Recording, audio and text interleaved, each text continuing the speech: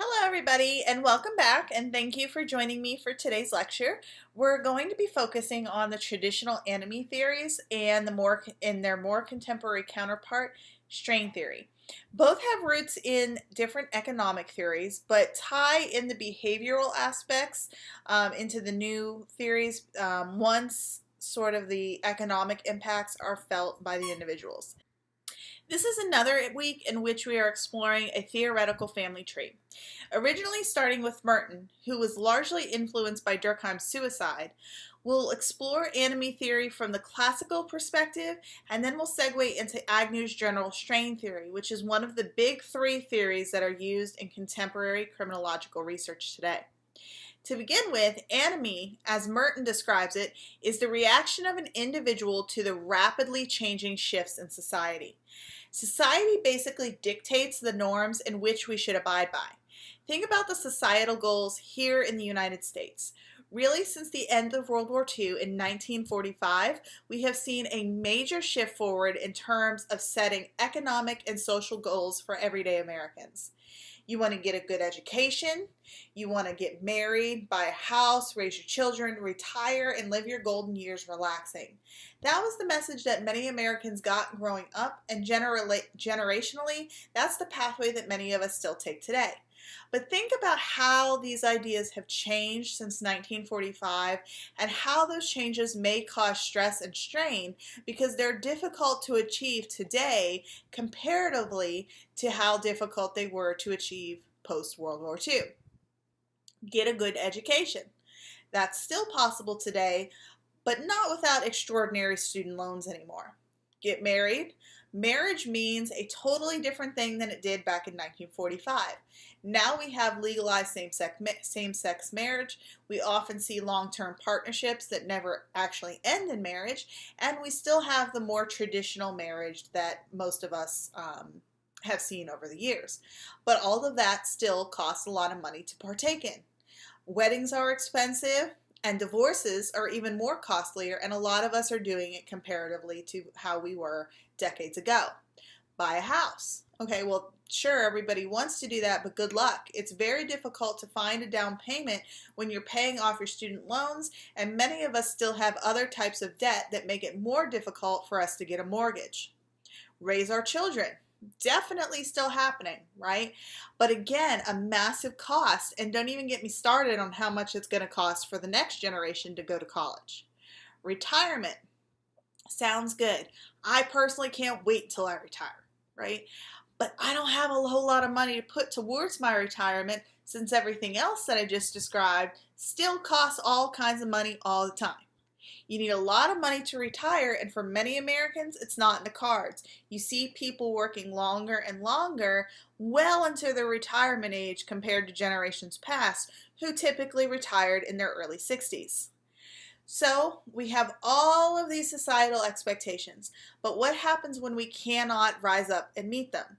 We put a lot of pressure on ourselves to be successful, to get that high-paying job, to marry the loves of our life, and though we still seek to achieve many of these goals, having the opportunity to achieve these things doesn't always come along the same way for everybody. Mertens' anomie theory refers to a situation in which there is an apparent lack of fit between the cultural norms, everything I just described to you, and regarding sort of what constitutes success in life, all these things, right? And then the culture's norms about the appropriate way in which should we achieve those goals. So based on Mertens' anomie, based on that theory, anomie becomes the explanation for why high crime rates of deviant behavior are occurring in the United States compared to other types of societies, and also serves as an explanation for the distribution of deviant behavior across classes, or across groups rather, as defined by class, race, ethnicity, and all sorts of other socioeconomic features, right? The United States, for example, if we're looking at that country, Mertens would see a very polarizing example of a society in which the successful goals, right? All these things that we named before that take monetary means to get there are emphasized for everybody culturally. We all are raised with the idea of the American dream. No matter where we come from, we're fed the story that if you just work hard, and you work hard, and you work hard, and then you work harder, you can get where you want to go. So everybody is fed that story. However, not everybody can get there. And for the people who can't get there, they're classified as quitters if they have to scale back their goals, right? So if you cannot quit trying to succeed because you're going to be viewed this way, but your legitimate opportunities to success are blocked, then what can you do? Under Anomie theory, Mertens suggests that we have a few options. We either have to adjust or adapt to the situation that surrounds us.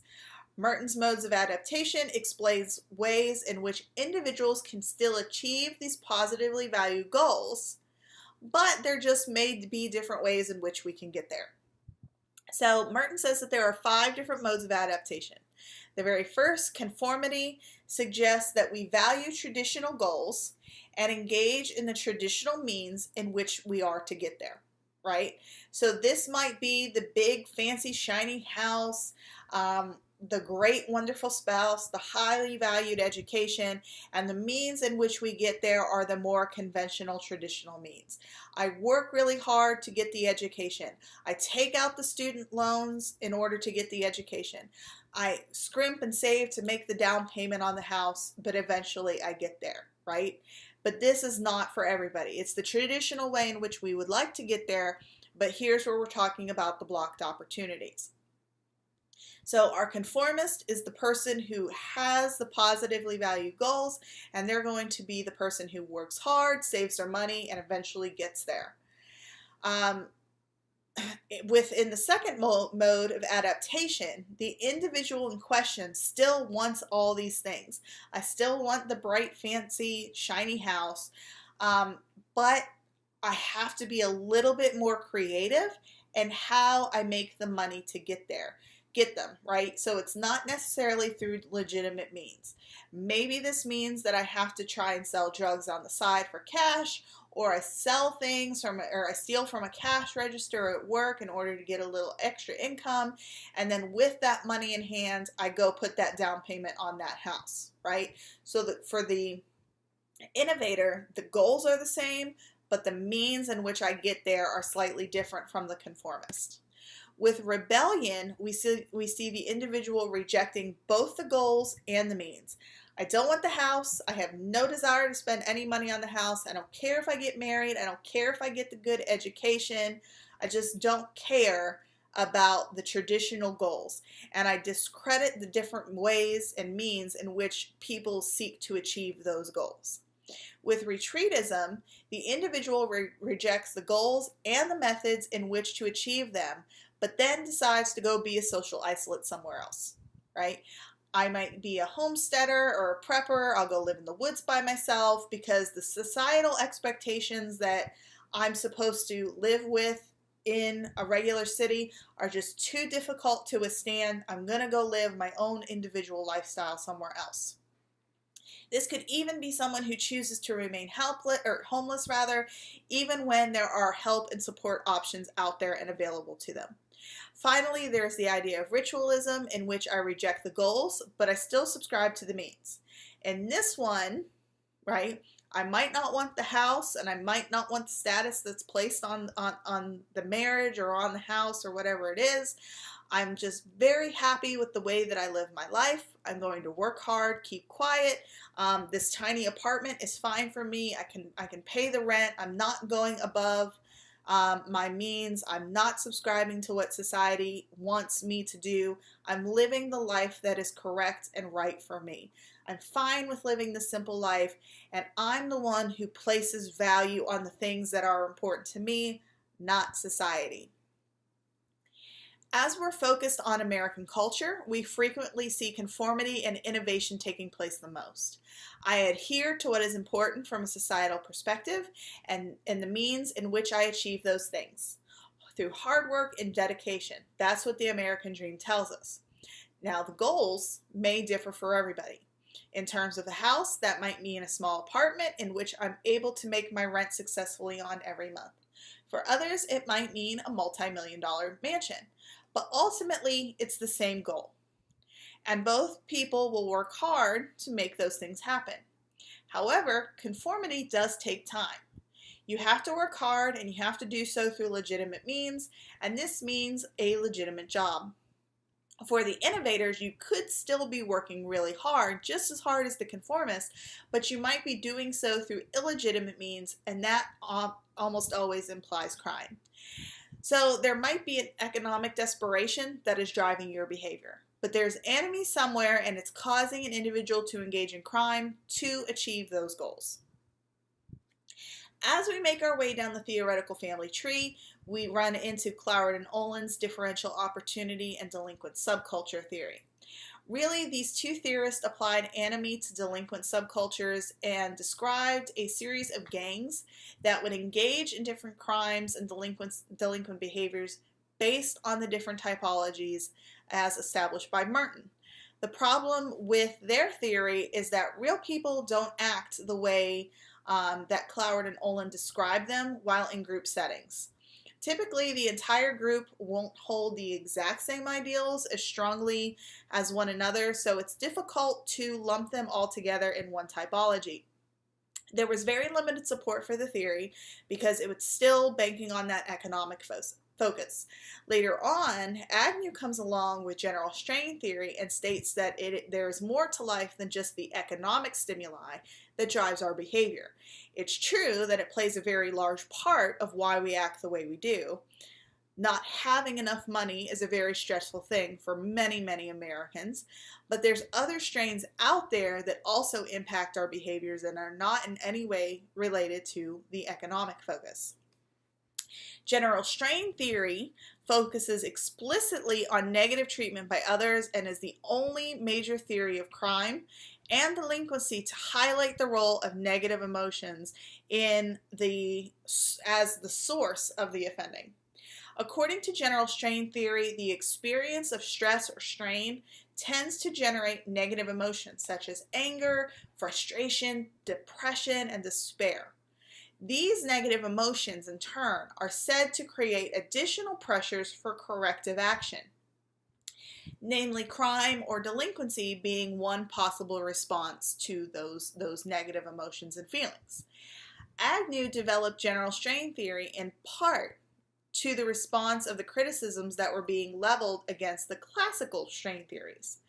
Drawing on the stress and strain literature, Agnew broadened the definition of strain to include what he calls, quote, events or conditions that are disliked by individuals.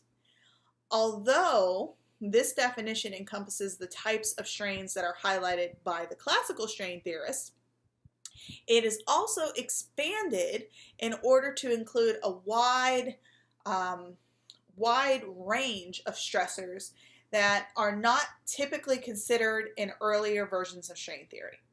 And for example, some of these stressors that Agnew included are ones that could be experienced by both the lower and the upper middle class individuals. So we're not necessarily talking about things that are purely economics based. Under the broader definition, general strain theory delineates three major types of strain. The first major type of strain involves what Agnew calls a failure to achieve positively valued goals, or goal blockage. Although classic strain theories also focused on goal blockage, they tended to focus on a single type of goal blockage, namely the disjunct that we see between our goals and our expectations to achieve those goals from a monetary perspective. For instance, early strain theorists argued that individuals experience strain when they aspire to achieve some sort of economic success, but they don't expect to attain it because they perceive that goal of success to be way outside of my expectations or of my reach. However, with Agnew's general strain theory, the positively valued goals could be something as simple as being as popular at school, being the world's best guitar player. Maybe I want to make just the most fantastic wedding cakes, or it could be really anything you want it to be. It doesn't have to be a goal of I want to be a multimillionaire, right? But let's say you want to be an astronaut, right? Maybe that's my goal. I want to be an astronaut. But personally, I experience chronic motion sickness. Okay, so no matter how hard I try, I'm always gonna get sick. And NASA, they don't want to send me into space because they know I'm gonna upchuck in my spacesuit. I could just picture this, right? So I haven't achieved my positively valued goal of going to space and being an astronaut. But it wasn't a lack of opportunity. I got to go to space school. They started I had the educational purposes, or I had the educational background that I needed. I started my astronaut training. So it wasn't anything money related, but the motion sickness causes a strain, and everybody's strains are totally different. The second major type of strain involves what Agnew calls the presentation of noxious or negatively valued stimuli. This type of strain includes experiences in which the individual is exposed to undesirable circumstances or is the recipient of negative treatment by others, such as harassment, bullying by peers. I maybe have a very bad or negative relationship with my parents. My teachers don't think highly of me. Maybe I was sexually or physically victimized in the past, something along these lines.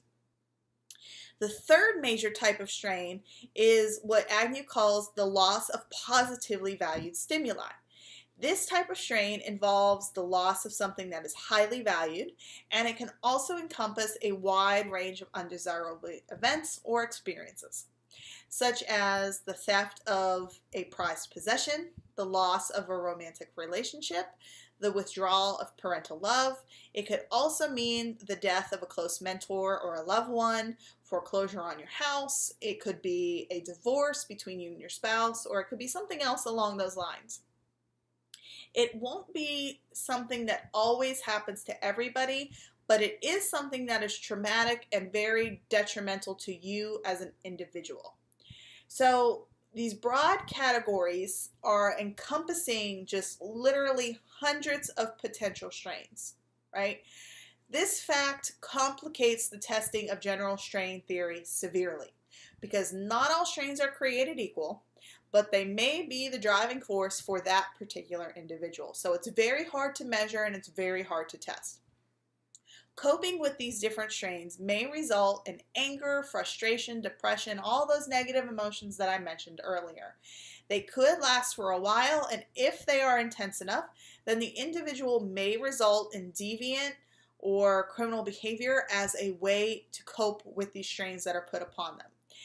Agnew breaks the type of strain down further into what he calls subjective and objective strains.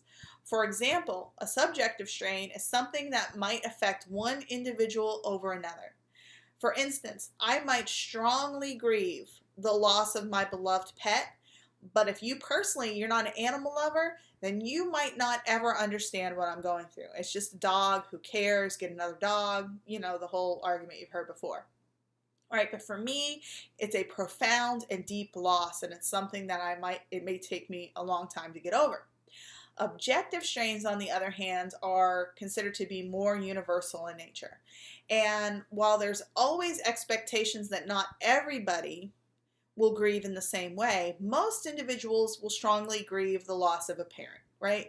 It's something that is relatable, it's understandable, something that at some point in time, the majority of us will go through at some point, unfortunately. So it's something that we can all relate to, and it's something that is a little bit more understandable than the loss of a pet, even though that for many, that is a very profound and deep loss.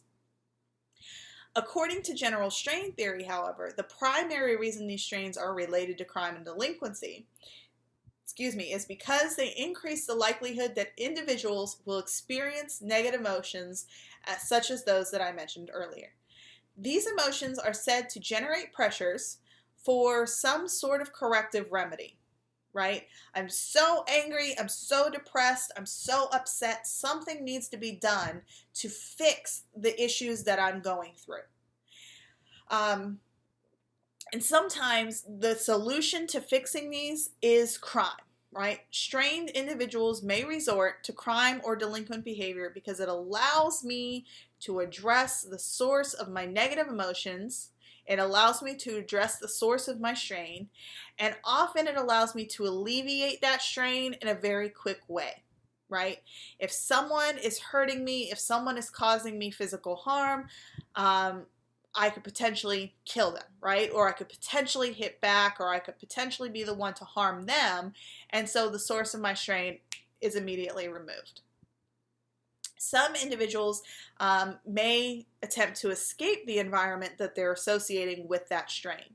So perhaps if my parents or my family members are the ones who are abusing me, maybe I try and run away from home, right? That's an adaptive coping mechanism that potentially could get me out of the environment, but then the person in question has to worry about whether or not their abuser will try and track them down, find them, and bring them home, right? Others might try to attempt to satisfy their desire for revenge or retaliation by striking back at the source of strain, or I might try to cope with my strain through other mechanisms that are maladaptive in nature, such as alcohol or illicit substance abuse. The emotional side to strain is a just very different development than what we saw with the initial anomie theory that Mertens had produced and some of the other strain theorists. We're human, and human beings react differently to adversity comparative to one another. Some people just dig in their boots, they put the emotional trauma aside, and they say, I'm just going to keep moving forward no matter how hard it is. I'm just going to keep moving forward. And others seek solace and comfort in some maladaptive coping mechanisms like I talked about before. And while we say there is no real wrong way to grieve or to react to loss, we have to acknowledge that some behaviors are healthier than others. Healthier coping mechanisms help us to explain why crime is not an absolute when faced with strain. General strain theory suggests that when we have exhausted our healthier coping mechanisms, or we have blocked opportunities to access those healthier coping mechanisms, that's typically when criminal or deviant behavior occurs. Next week, we're going to switch gears just a little bit, and we're going to focus more on environmental criminology. In that discussion, we're going to focus less on how the environment causes crime, but how individuals can help manipulate their environments to reduce or eliminate crime. Thank you for your time and attention today, and as always, if you guys have any questions or comments or thoughts for me, I am always willing and open to hear them, answer those questions, and to help you with whatever might be confusing. But otherwise, if you have no questions, I hope you have a great rest of your day, and I will meet you back here next week. So thanks again, and I'll see you guys later. Bye!